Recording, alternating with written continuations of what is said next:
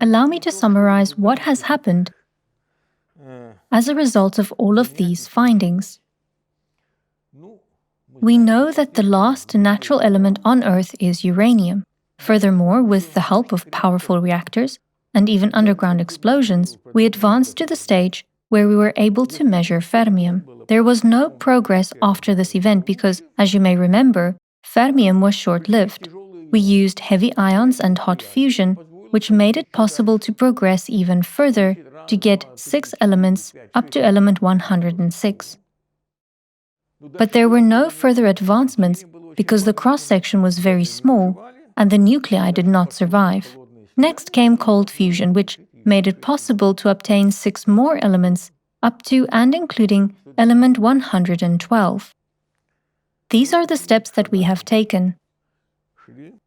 If you look at this graph, then hot fusion was followed by cold fusion, and element 113, which was obtained in Japan, is located here. If you look at its position, there are 3 instances. But the point is that it is located far from the destination we are striving to reach.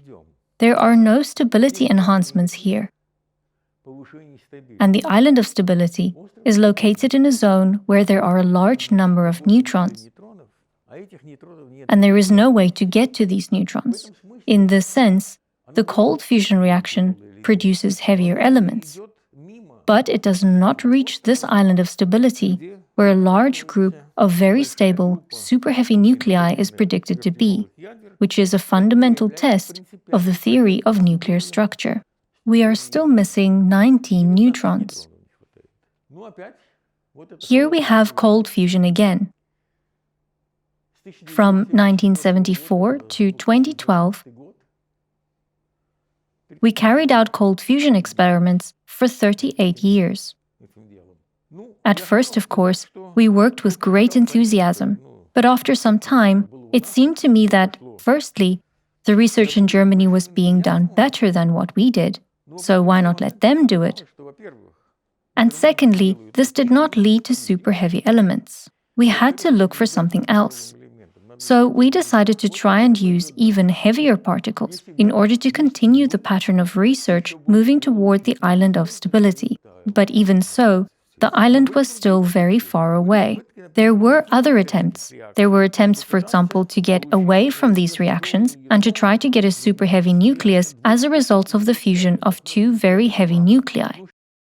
For example, using 2 uranium nuclei. I think that even if there is no compound nucleus here, 2 uraniums colliding with each other can sort of disperse or separate symmetrically, and then there will be a heavy nucleus. In fact, this is the case for elements 94, 96, 98, 99, and 100. However, at the 100th element, this process ends. That is, the level of the cross-section drops very quickly.